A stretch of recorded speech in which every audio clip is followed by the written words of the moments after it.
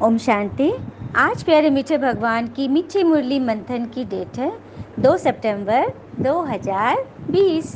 तो मीठे मीठे बाबा अपने बच्चों से कह रहे हैं, तुम हो रूहानी पंडित, तुम्हें सबको शांति धाम और अमरपुरी का रास्ता बताना है। भगवान हम बच्चों से कह रहे हैं कि तुम हो रूहानी पंडित, तुम ही सबको शांति धाम अर्थात परम धाम, अपना निज धाम और अमरपुरी स्वर्ग का सबको रास्ता बताना है। हाँ, और तुम खुद बनते भी हो वहाँ के राही और बनाते भी हो।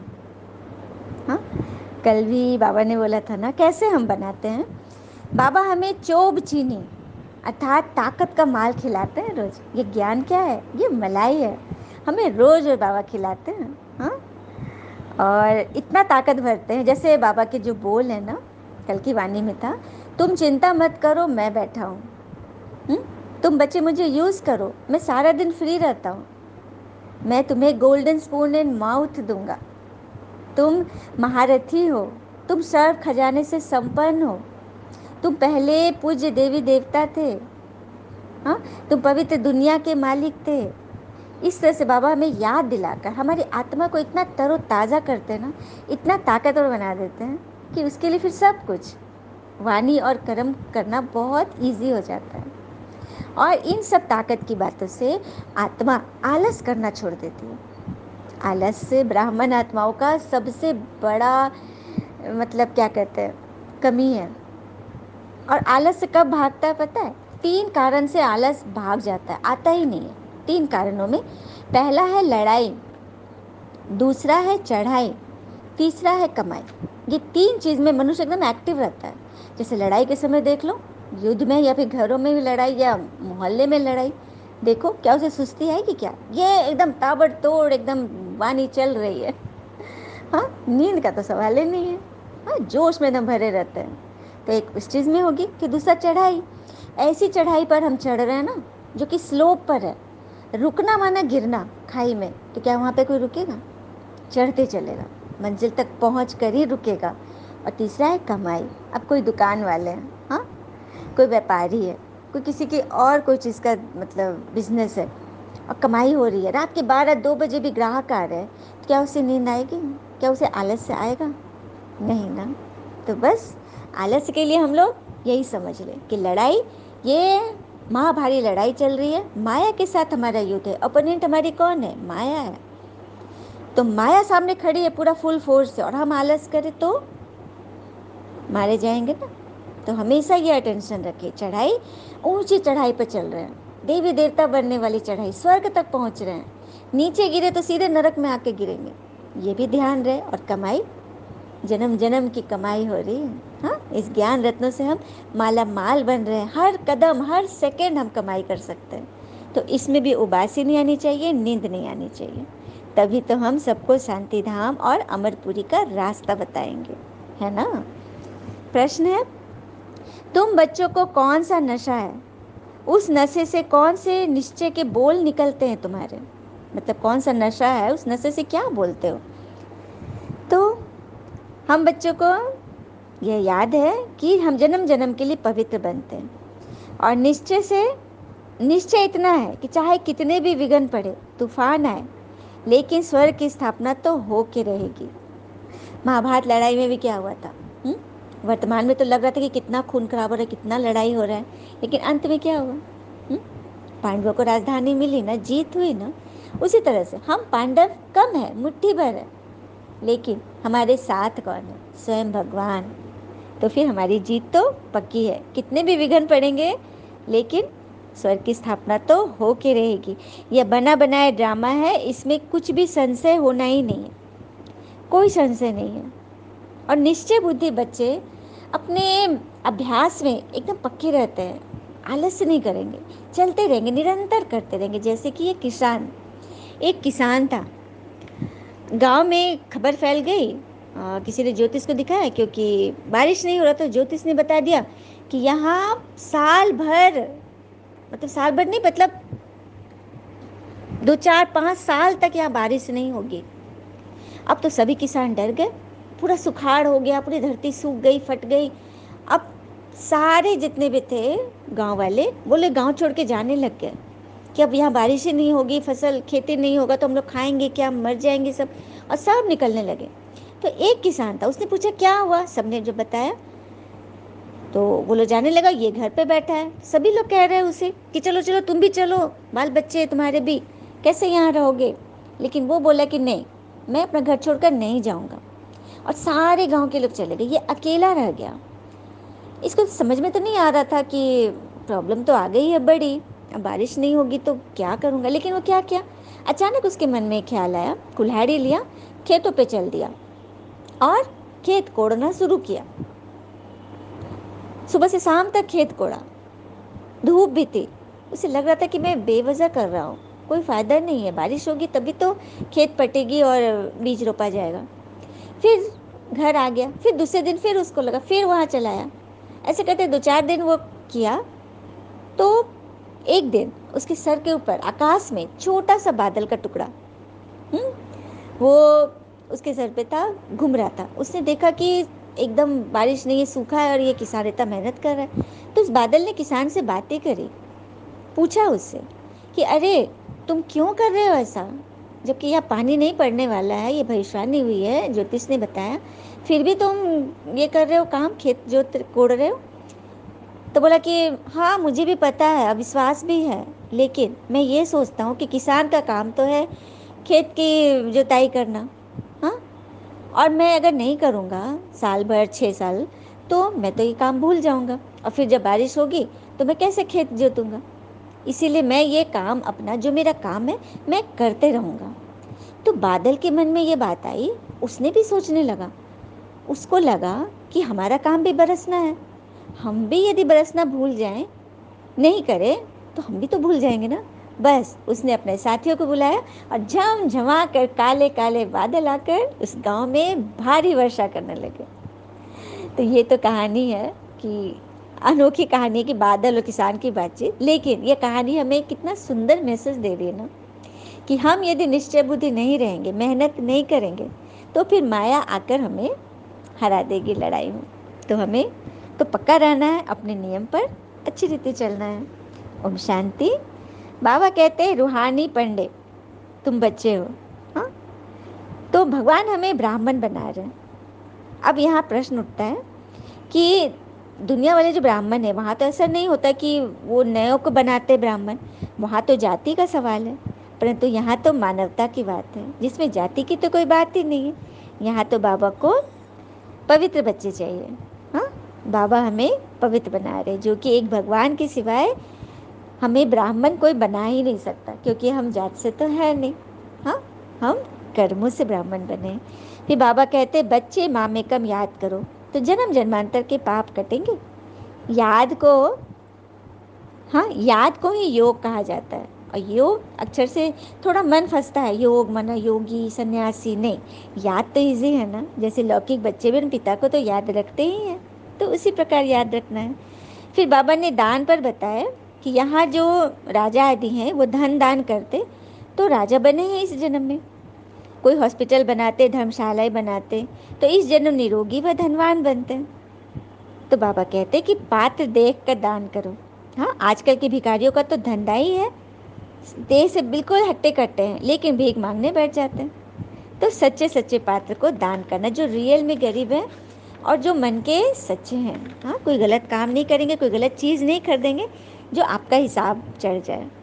फिर बाबा ने एक विशेष टाइटल दिया है, गाइड टू हेवन, वह विश्व की राजधानी के गाइड्स, जिसे और मनुष्य तो समझ नहीं सकते, क्योंकि यह है ही कांटों का जंगल, जिसे फूलों का बगीचा बाबा बनवा रहे हैं। बागवान है ना, जो अपने निमित्त माली तैयार कर रहे हैं अपने बच्चों को, पूरे जहाँ को गुलदस्ता रूप में बनाने के लिए। मतलब ऐसे ऐसे माली को बाबा तैयार कर रहे हैं, जो सभी फूलों को, हर बगिया के फूल को चुन चुन कर बाबा के आगे गुलदस्ता रूप में पेश करेंगे।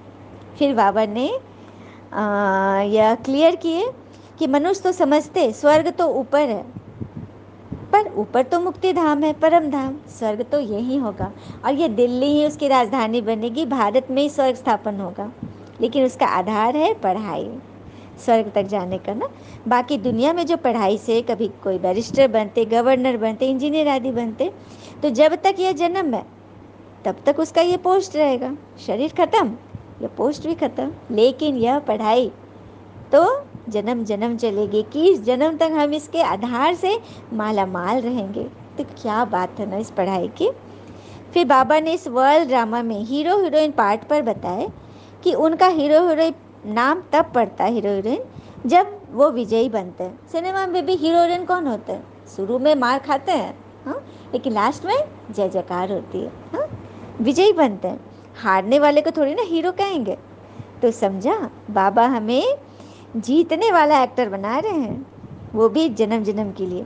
तो इसके लिए बस बुद्धि में पिता की याद रहे कि हमें स्वयं भगवान बैठ पढ़ा रहे हैं, मनुष्य देवता बनाने के लिए। तो हर कर्म हमें टाइम निकाल कर भी बाबा को याद करना है। हर कर्म करते याद में रहना है और बाबा को याद करने का, योग करने का टाइम निकालना है, क्योंकि टाइम निकालने से तो निकल ही जाता है ना। और टाइम तो मैनेज करने की चीज़ है ना। बाकी युक्तियाँ तो बहुत है। तुम बच्चे ही सबके वजीर, एडवाइज़र हो, हाँ, सबको रास्ता बताते हो ना मुक्ति धाम और परम अमरपुरी का। क्योंकि जब तुम्हें भगवान एडवाइस देते हैं तभी तो भगवान हमें एडवाइस दे रहे हैं ना मुरली के द्वारा, क्योंकि उनके बगैर एक भी मुक्ति, जीवन मुक्ति को पा नहीं सकते, क्योंकि रास्ता तो मालूम ही नहीं किसी को। फिर बाबा ने एक उदाहरण देकर बताया कि एक बच्चे ने एग्ज़ाम में पेपर आया था, गीता का भगवान कौन, तो उसने लिख दिया शिव, तो उसे नापास कर दिया गया। क्योंकि दुनिया तो जानती है गीता के भगवान श्री कृष्ण को मानती, लेकिन परमात्मा ने क्लियर किया ना, श्री कृष्ण तो आधार थे। हाँ, वो जो दिव्य लाइट चमकी थी वो परमात्मा थे। परमात्मा तत्व ने श्री कृष्ण के अंदर प्रवेश करके यह गीता ज्ञान दिया था, जो कि अभी का ही दृष्टांत है। ये ब्रह्मा बाबा, इस संस्था के फाउंडर, श्री कृष्ण के ही 84वां लास्ट जन्म है, जिसके तन पे परमात्मा शिव आकर यह ज्ञान मुरली, ये महाभारी लड़ाई जो चढ़ी हुई है ना, सबके अंदर चल रही है ना, हर मन में, हर घर में, हर समाज में लड़ाई चल रही है ना, हाँ, धर्म और अधर्म पक्ष की। तो अभी का ही समय है कि परमात्मा ये दिव्य ज्ञान दे रहे हैं। और कहा गया है ना कि द्वापर के समय ये ज्ञान दिया गया, तो द्वापर के बाद तो आ गया कलयुग। तो इस पर भी प्रश्न उठ सकता है ना कि भगवान ने इतना महान गीता ज्ञान दिया और उसके बाद तो सत्युग आना चाहिए, लेकिन आ गया कलयुग। तो यहाँ पर भी एक भेद है ना, भगवान की ग्लानि हो रही है ना कि परमात्मा आए और तो युग को और कलयुग बना दिए।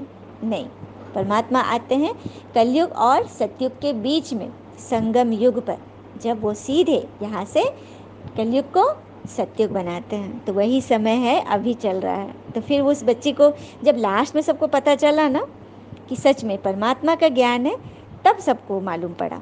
हाँ, तो ऐसे ऐसे ना बच्चे जब समझाएंगे ना युक्ति से, तो सभी मनुष्य झट समझ जाएंगे। और एक भी यदि बड़ा आदमी निकल पड़े तो आवाज़ बड़ा होगा ना। हाँ, बड़े लोगों को, वीआईपी लोगों को तो सभी सुनते हैं ना कि अरे बड़े आदमी बोल रहे हैं तो ज़रूर कुछ बात होगी। इसीलिए बाबा कह रहे हैं ना कि तुम सबको बताओ ये राज। अच्छा, मीठे मीठे बच्चों प्रति भगवान की नमस्ते। हम बच्चों की भी प्यारे शिव पिता को नमस्ते। और बाबा दिल से सभी आत्माओं की तरफ से आपको very very very good morning. धारणा के लिए मुख्य सार है, पहली पॉइंट, धंधा आदि करते भविष्य ऊंच पद पाने के लिए याद में रहने का पूरा पूरा पुरुषार्थ करना है। इस पर भी क्वेश्चन आ रहा है, कई आत्माओं के मन में ये आता है कि यदि बाबा कहते हैं आप कल्प कल्प के विजयी हो, तो जब हम कल्प कल्प के विजयी हैं ही, तो फिर पुरुषार्थ क्यों करना है? बैठे रहे, विजयी है तो विजयी बन जाएंगे। कई आत्माओं के मन में क्वेश्चन आता है। तो इसका जवाब ये है, अब जैसे भोजन, हाँ, भोजन के लिए घर में सारी सामग्री है, कच्चा माल सभी है, सब्जियां हैं, आटे हैं, चावल है, सब कुछ है, हम एकदम भरपूर हैं। लेकिन उसको खाने के लिए बनाना तो पड़ेगा, थोड़ी मेहनत तो करनी पड़ेगी कि अपने आप बन जाएगा। बस वही बात है, हमारे पास सब कुछ भरपूर, हमारी आत्मा में सारा स्टोर भरा है कि हम विजयी हैं, हम राजा हैं, लेकिन उसके लिए पुरुषार्थ का मेहनत तो करना पड़े ना। बस सिंपल सी बात है। सेकेंड बाय सेकेंड ड्रामा का सीन बदल रहा है, इसलिए कोई भी सीन देखकर हार्ट फेल नहीं होना है, क्वेश्चन मार्क नहीं लाना कि ये कैसे हो गया, युगल ने ऐसे क्यों बोल दिया, बच्चे ऐसे क्यों नहीं सुनते, क्यों तो लगाना ही नहीं है। क्यों, क्या, ऐसे वैसे और नहीं, शब्द अपने डिक्शनरी से निकाल दो। बिल्कुल नहीं। सारा क्यों क्या करना है तो अपनी तरफ उंगली रखो कि मैं क्यों नहीं उस समय चुप रही, मैं क्यों नहीं थोड़ा सहनशील बनी, मैंने क्यों नहीं उन्हें समझा, उन्होंने यदि कुछ बुरा बोला है तो मैं वहाँ से हट क्यों नहीं गई, क्यों वहाँ पे डटी रहे। तो सारा क्यों क्या किधर होना चाहिए, अपनी तरफ। ठीक है। जब तक उंगली सामने की तरफ रहेगी हमारा सुधार बहुत मुश्किल है, हमारा मन साफ होगा ही नहीं होगा, मन में संकल्प तो चलने ही चलने हैं। दूसरी पॉइंट, ये रूहानी पढ़ाई पढ़कर दूसरों को पढ़ानी है, सबका कल्याण करना है। अंदर यही उछल आती रहे कि हम कैसे सबको पावन बनाने की एडवाइस दें, सबको रास्ता बताए घर का।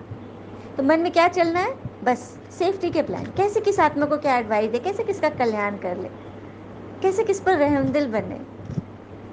अच्छा, चलिए हम सभी वरदान लेते हैं। डबल सेवा द्वारा अलौकिक शक्ति का साक्षात्कार कराने वाले विश्व सेवाधारी भव। फिर से सुनते हैं। डबल सेवा द्वारा अलौकिक शक्ति का साक्षात्कार कराने वाले विश्व सेवाधारी भव। जैसे पिता का स्वरूप ही है विश्व सेवक, ऐसे आप भी पिता समान विश्व सेवाधारी हो। भगवान बने हैं विश्व सेवक, तो हम बच्चे विश्व के मालिक अभी कैसे बनेंगे, हम भी विश्व सेवाधारी हैं। शरीर द्वारा स्थूल सेवा करते हुए मनसा से विश्व परिवर्तन की सेवा पर तत्पर रहेंगे। मन को आलस्य में नहीं लाना है। कभी कभी ऐसा होता है ना, शरीर तन तो आलस में पड़ा हुआ है, हाँ, तो मन तो सोचे कि चलो योग करें, चलो अच्छा कुछ पढ़े, लेकिन मन भी जब फ्री रहता है ना तो आलस्य में आ जाता है, लेट जाता है, कुछ नहीं सोच रहा है लेकिन पड़ा हुआ है, उठ ही नहीं रहा है। तो मन और तन जहाँ आलस में आ गए तो हो गया बेड़ा गर्क। तो इन दोनों को एक्टिव रखने के लिए मन तो बराबर एकदम अलर्ट रहे कि नहीं, मुझे हर समय बाबा को याद करना है, हर समय मुझे अच्छे भावना में रहना है, मुझे हर समय मुरली पढ़ना है, मुझे हर समय सबके लिए सेवा की सेफ्टी के प्लान सोचने हैं। ये मन में चलता रहे। मन को सदा बिजी रखो लेकिन बी इजी वे में। तो शरीर अपने आप वही है। मन को सदा ये समझना कि हम लड़ाई पर हैं, हम चढ़ाई पर हैं, हम कमाई पर हैं। इन 3 चीज़ को याद रखें हम, तो सेवा में तत्पर रहेंगे। तन और मन से इकट्ठी सेवा करेंगे। जो मनसा और कर्मना दोनों साथ साथ सेवा करते हैं उनसे देखने वाले को अनुभव व साक्षात्कार हो जाता है कि इनके पास कोई अलौकिक शक्ति है। होता है ना अनुभव। जो मन और वचन से, कर्म से, तीनों को एक ट्रैक में रखकर सेवा करते हैं, उनसे मिलकर आत्माओं को जरूर लगेगा कि इनके पास तो कोई अलौकिक शक्ति, दिव्य शक्ति है। इसीलिए अभ्यास को निरंतर और नेचुरल बनाओ। नेचुरल कैसे बने कि जब हमारे अंदर हम अकेले में भी हैं तब भी मन में यही चलते रहे, सबके प्रति शुभ भावना, अपनी वृत्ति एकदम क्लीन रहे, तो फिर कोई टेंशन नहीं होगी, सब कुछ हमारे लिए नेचुरल ईजी हो जाएगा। मनसा सेवा के लिए विशेष एकाग्रता का अभ्यास बढ़ाओ। विशेष एकाग्रता, मनसा सेवा वही कर सकते हैं जो अकेले में भी, एकांत में भी, किसी के पीछे में भी उसके बारे में गुड पॉइंट सोचें, अच्छे अच्छे भावना देखें, सेफ्टी के प्लान सोचें, तभी उनकी मनसा सेवा काम करेगी। स्लोगन, सर्वप्रति गुण ग्राहक बनो लेकिन फॉलो ब्रह्मा पिता को करो। बहुत सुंदर। सर्व के प्रति गुण ग्राहक, गुण लेने वाले बनो, गुणों के ग्राहक बनो, अब गुणों के नहीं। और फॉलो करना है किसको, क्योंकि सामने कोई रोल मॉडल रहेगा ना तो उसे फॉलो करना इजी है। तो ब्रह्मा पिता के चरित्र, ब्रह्मा पिता का यादगार है, ब्रह्मा पिता की कहानियाँ हैं, कैसे उन्होंने पुरुषार्थ किया, कैसे उनको समझ आ गया कि भगवान मेरे अंदर है तो मुझे कितना कुछ करना है। उनको देख कर, उनको पढ़ कर, उनको सुन कर हम आगे आगे बढ़ते चले जाएंगे, गुण ग्राहक बनेंगे। अच्छा, ओम शांति। शुक्र है मीठे बाबा। वो बाबा के प्यारे प्यारे बच्चों से एक विशेष निवेदन है कि यदि आपको ये वीडियो अच्छा लग रहा है तो प्लीज़ लाइक करें, इसे शेयर करें और सब्सक्राइब करें, and don't forget to press the bell icon. ठीक है, सब कोई करे क्योंकि ये सेवा हद से बेहद की ओर जाए, यही शुभ भावना है। All is well always. ओम शांति।